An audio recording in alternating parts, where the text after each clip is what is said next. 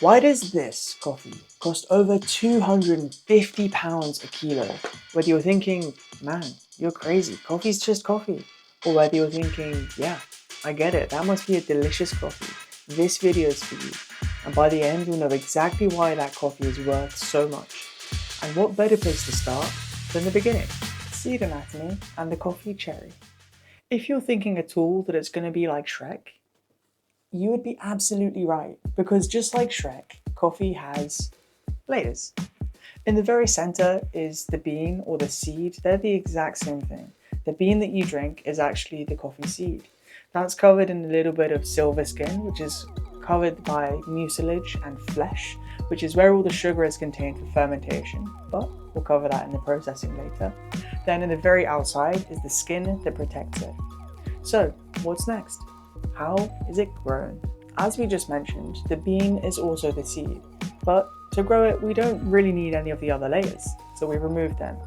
So we've got the seed covered in the silver skin, we allow it to germinate, we pop it in a bit of soil, sends out its taproot, and it starts to grow into a coffee tree. It won't produce any coffee berries for the first year, because first it produces coffee blossom. These are these white flowers that look like this. And these are what are going to mature in the following years into coffee berries.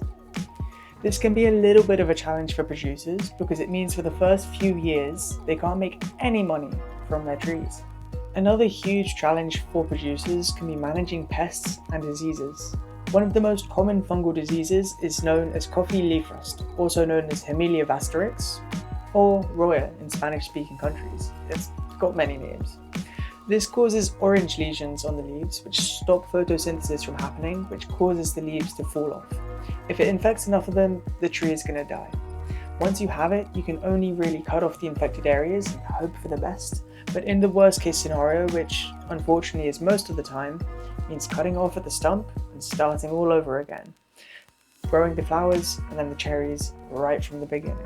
One thing worth noting is that as it is a fungal disease, the stronger your tree is to begin with, the less likely it is to be susceptible to the fungi. As rule of thumb, fungi only really like to thrive on or in things that are dying anyway. If we think of the forest, it's going to be on the fallen tree that is decomposing and dying. That's where you find the fungus. So if you have a really rich biodiverse soil and a really strong tree, it's going to be way less likely to develop roya. One of the most common pests found on farms is known as coffee berry borer, or broca in Spanish, also known as Hypothalamus hempe. Yeah, say that 3 times fast. It's essentially this little beetle that comes along to all of your cherries, whether they're small, large, ripe or unripe, will bore a hole inside and lay its eggs. Then your cherry's going to be eaten from the inside out. While it's not as brutal as leaf rust that can devour entire crops, doesn't mean it's not still deadly. It can massively reduce your yield, which has a huge effect to the amount of money you can make from your crop.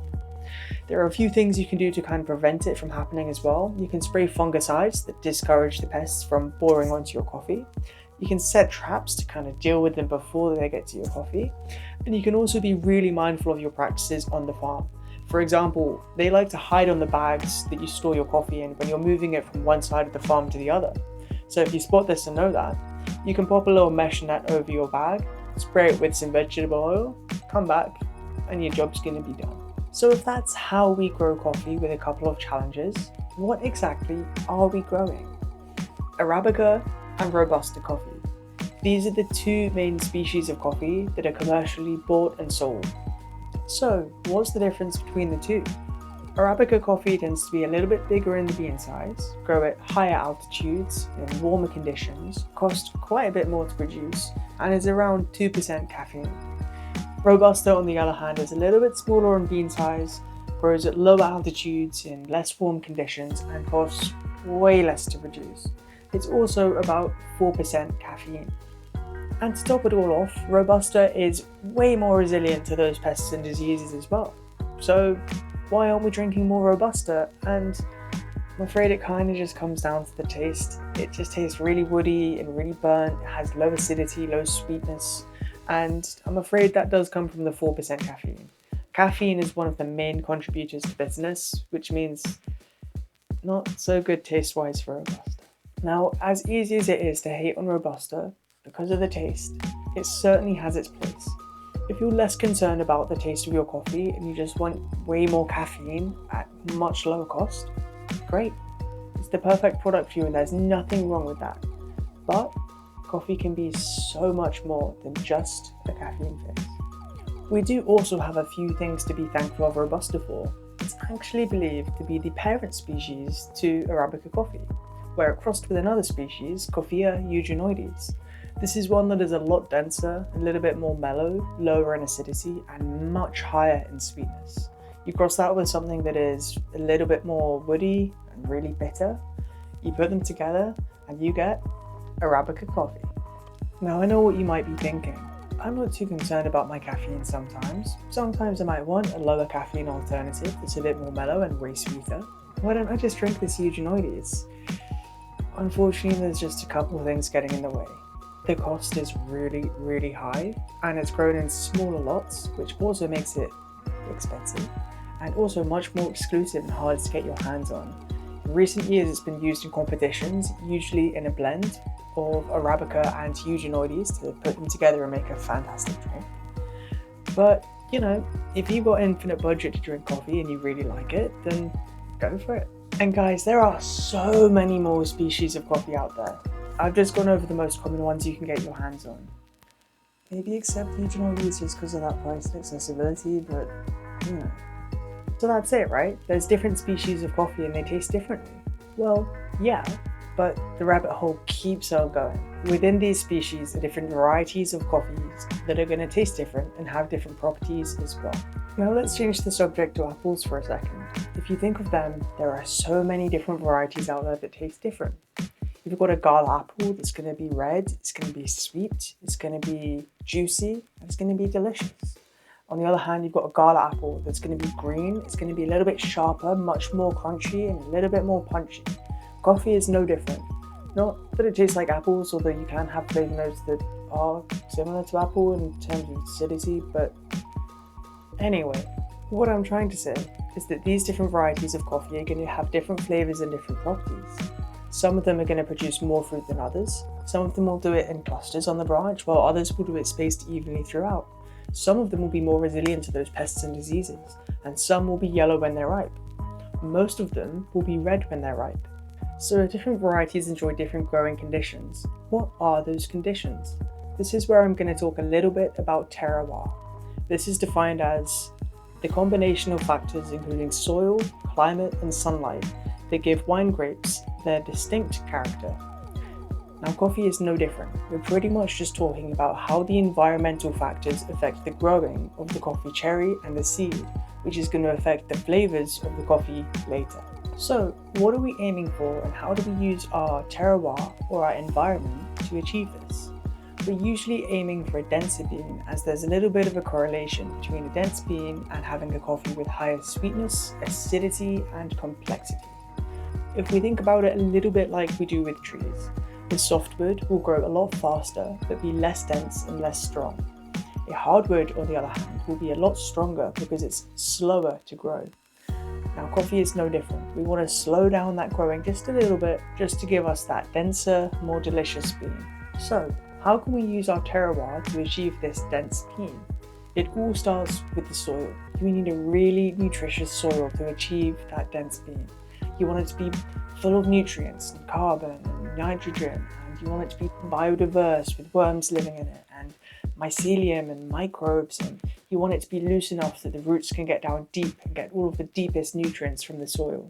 If we think of our climate, you want it to be warm, you want there to be sunlight with some element of shade management, whether it's surrounding trees or passing clouds to slow down that growing. If we think of our temperature, you want it to be warm but not outrageously warm. We also have altitude to talk about. As a rule of thumb, the higher the altitude, the higher the density of the bean. But there can be exceptions to this rule. If everything goes right at a lower altitude, for example, really nutritious soil, good elements of shade management happening, coastal breezes to slow down the growing, and it's a varietal that maybe produces less coffee. If we think of a coffee that's growing 5 cherries versus 10 cherries, The one that has 5 will probably be a little bit denser because it's only sharing the nutrients between 5 beans, whereas if you split all of those nutrients between 10, they might be a little bit less dense. So you can have exceptions to this rule. You can have a lower altitude bean that is sweeter and higher in acidity and more complex, but it's not always the case. There's one thing that is for certain, is that Mother Nature will always surprise you. So if that's how we grow coffee, how do we harvest coffee? There are 2 main ways we do this, by hand and by machine. There are pros and cons to each. Machine harvesting is exactly what it sounds like. It's when a machine does the harvesting for you. But how does it do this?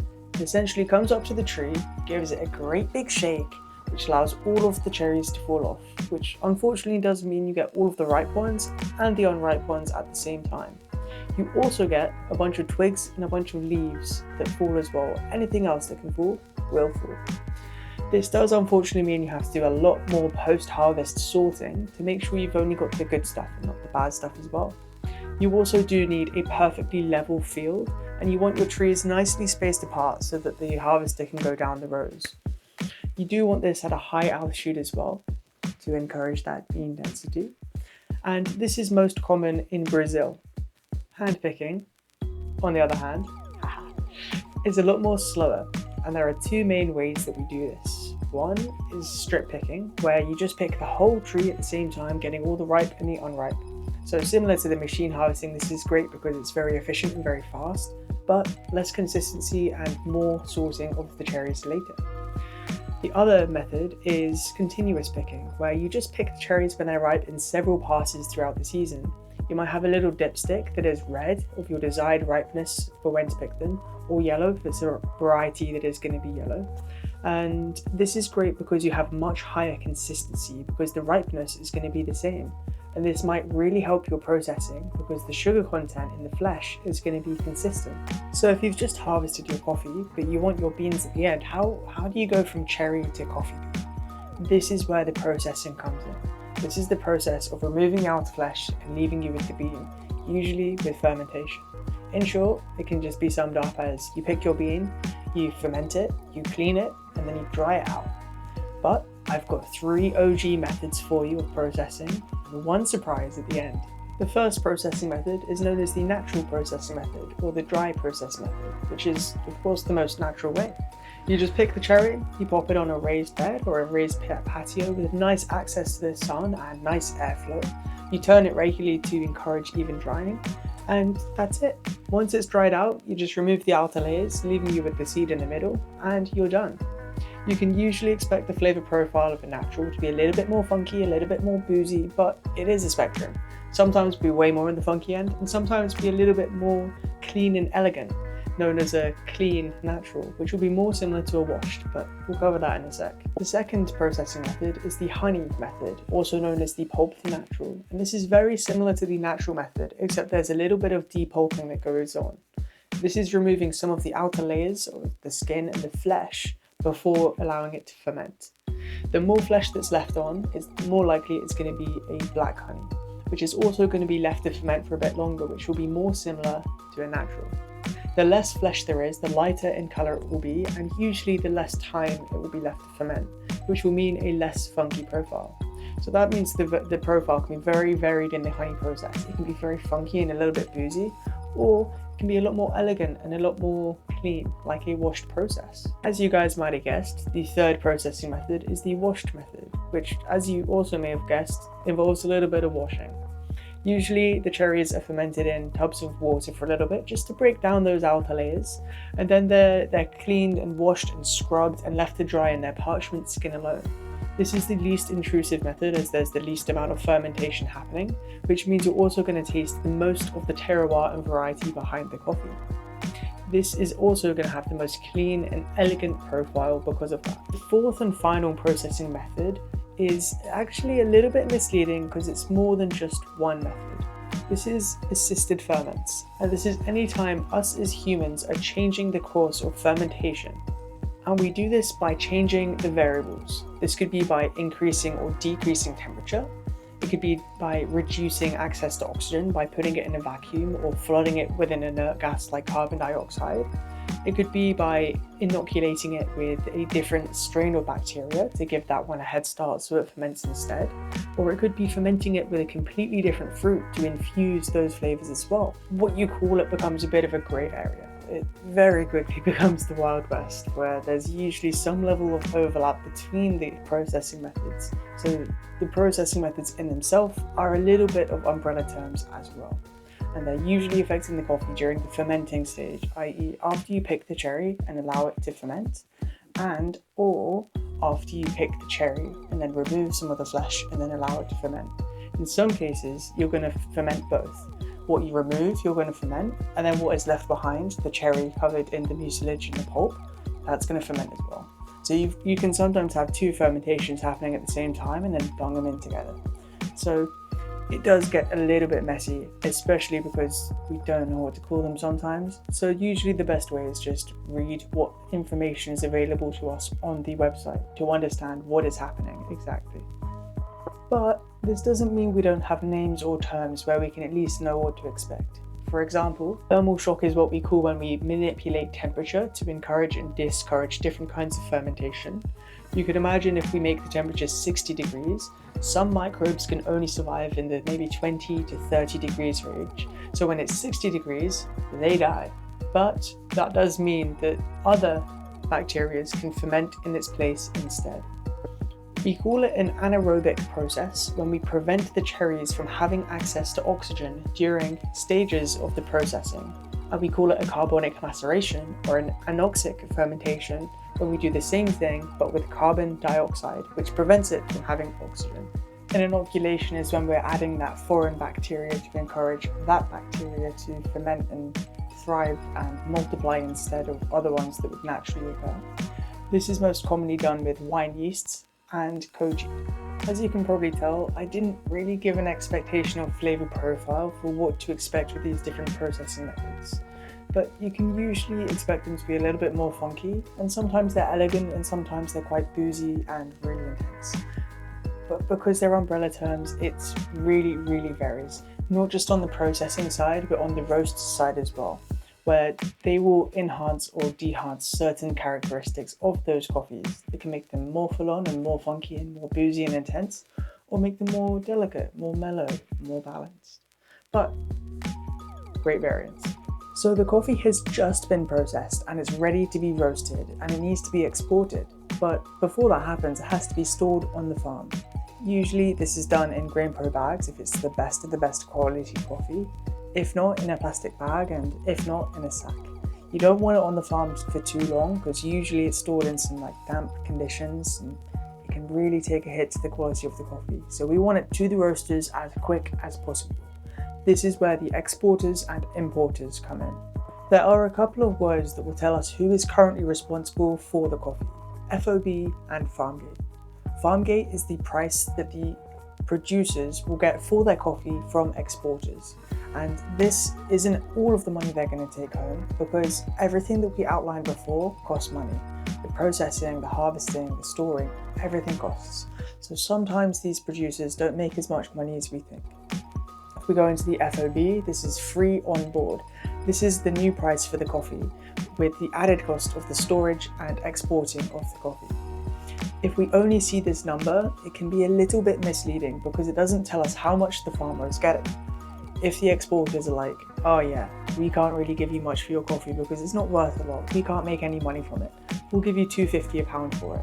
But really, they're going to go on and sell it for £5, and you see the FOB is £6.50, you're going to think, oh yeah, the farmer got a good price for that coffee, but that's not always the case.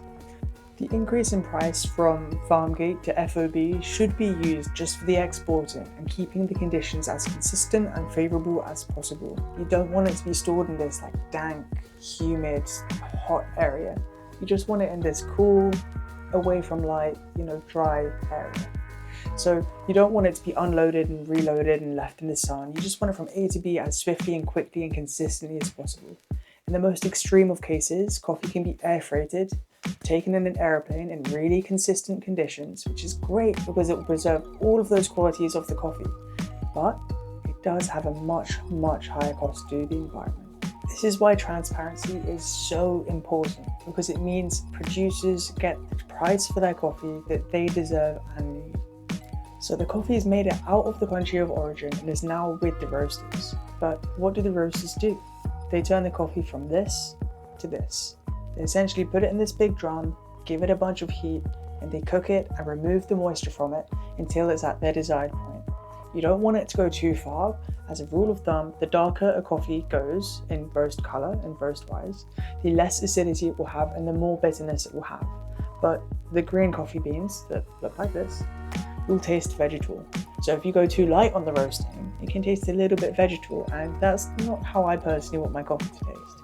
Finding that middle ground can be a little bit tricky, but that is the job of the roaster. Balancing the acidity, sweetness, and bitterness of each and every bean that is going to behave differently.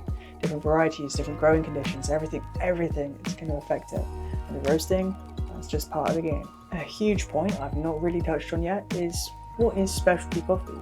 And this is, by definition, any coffee that has scored 80 points or above. And these points are determined by Q graders or quality grades that are SCA, Specialty Coffee Association certified to taste coffee. And when they're tasting coffee, they're tasting for defects or things that don't taste too good or too right about the coffee. Every time they have a defect, they deduct that from the score of 100. 100 would be a perfect cup. But anything scored 80 to 100 would be specialty coffee. Anything below that line would be commodity grade coffee and would be valued much, much lower. So back to the original question of why this coffee is so expensive. And pretty much everything we went over before has been taken into consideration.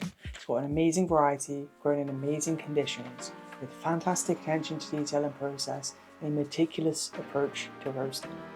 This coffee is scored at 89.25 points, which is insanely high, and it was a ridiculously good coffee. Florals, aromatic, full-bodied, rich, classic Ethiopian vibes with geisha, florality. It was just splendid. And that's it. Thank you for making it to the end of the video. I hope you enjoyed and learned something interesting. If you did, be sure to like and subscribe. I've got lots of future content planned out that I don't want you to miss.